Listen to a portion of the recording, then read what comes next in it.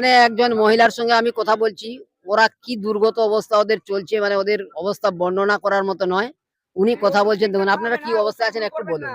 আমাদের মাচা করে আমরা রয়েছি, তিরপল একটা দেয় নেই, মেম্বারের কাছে যাচ্ছি, বলছে তিরপল নেই, ওষুধ ঠিকঠাক খাবেন, ভুল করে খাবেন। তিরপল নেই, আমরা 5টা তিরপল দিচ্ছে, আমরা কজনকে দেবো এইভাবে বলছে।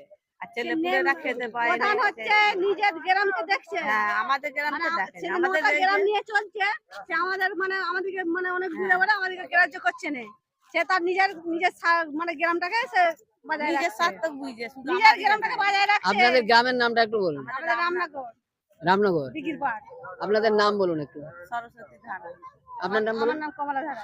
দুজন মহিলার সঙ্গে আমি কথা বললাম স্বাস্থ্যের ঠিকানার পক্ষ থেকে। এনারা সরাসরি সরকারের বিরুদ্ধে বা সরকারের প্রশাসনের যারা আধিকারিক রয়েছে নিম্ন স্তরে তাদের বিরুদ্ধে অভিযোগ করছে। ওষুধ দিচ্ছে আমরা বলে আমরা ছুটে আসছি, আমরা অনুরোধ করব সরকার পক্ষকে, প্রশাসন পক্ষকে, আপনারা এই হত দরিদ্র মানুষরা যারা দুর্গত অবস্থায় আছে তাদের সহযোগিতা করবেন, আমরা আমাদের ইউটিউবের মাধ্যমে জানাতে চাই।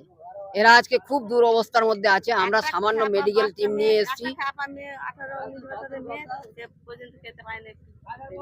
এদের খাবার দাবারও এমন অবস্থা, এরা খেতেও পাচ্ছে না, বাচ্চারা পর্যন্ত খেতে পাচ্ছে না, কোনো শুকনো খাবার পর্যন্ত পৌঁছায়নি। আমাদের প্রধান আমরা হচ্ছে সরকারের প্রশাসনকে অনুরোধ করছি আপনারা একটু এদিকে লক্ষ্য রাখুন। আমরা এসেছি স্বাস্থ্যের ঠিকানা health and charitable trust, Debkunda, Nampata, Goghat, Hooghly থেকে।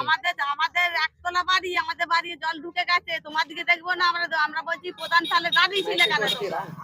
তোমরা যদি 5 জনকে দেখবে না তাহলে তোমরা দাঁড়িয়েছো কেন?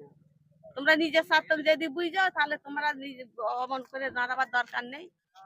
আমি সত্যি কথাই বলেছি, আমি পরিচালনা যদি করতে পারবে না দাঁড়ালেন কেন? হ্যাঁ আমরা এইভাবে বলেছি। যার দা থাকতে পায় না, বাড়ি ঘর পড়ে যাচ্ছে, খেতে পাচ্ছে না, তার দিকে কিছু দেখতে হবে না? তাহলে প্রধান হওয়ার কি প্রয়োজন ছিল? আজ পর্যন্ত পারবে না যদি? একটু যেতে জল পর্যন্ত দেয় না আমাদেরকে। এখানে জল লোকের কান পুড়িয়ে জল দিচ্ছে, তবে আমরা জল পাই। আজ পর্যন্ত জল পর্যন্ত দেয় না। সুতরাং সম্মানীয় দর্শক, আপনারা বুঝতে পারছেন, এদিকে আপনারা বুঝতে পারছেন সমস্ত কিছু। এদের একটু সহযোগিতা করার জন্য আপনারা আগে আসুন। ডাক্তারবাবুরা আমাদের দেখছেন, ডাক্তারবাবুরা বুঝে বুঝে ওষুধ দিচ্ছেন। আমরা এসেছি স্বাস্থ্যের ঠিকানা health and charitable trust, Debkunda, Nampata, Goghat, Hooghly থেকে। আপনারাও আমাদের সঙ্গে সহযোগিতার হাত বাড়িয়ে দিন, এই দুর্গত মানুষদের পাশে দাঁড়ান।